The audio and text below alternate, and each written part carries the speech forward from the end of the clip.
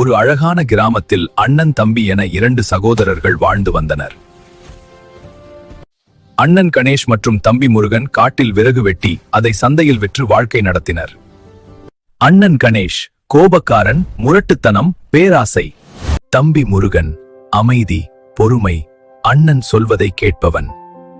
ஒரு நாள் வழக்கம்போல் அண்ணன் தனியாக காட்டிற்குள் விறகு வெட்ட சென்றான்.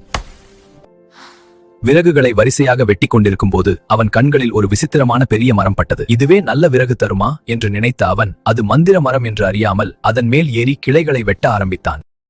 அப்போது அந்த மரம் திடீரென தன் கிளைகளை வேகமாக அசைத்தது. அண்ணன் சமாளிக்க முடியாமல் மேலிருந்து கீழே விழுந்தான். இந்த மரமே எனக்கு சவாலா?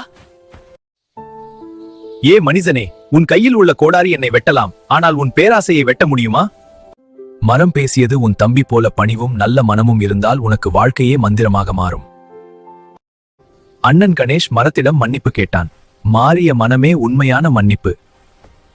அண்ணன் கணேஷ் தம்பி முருகனிடம் அன்பாக நடந்தான். இருவரும் மரத்தை வெட்டி மகிழ்வுடன் வாழ்ந்தனர்.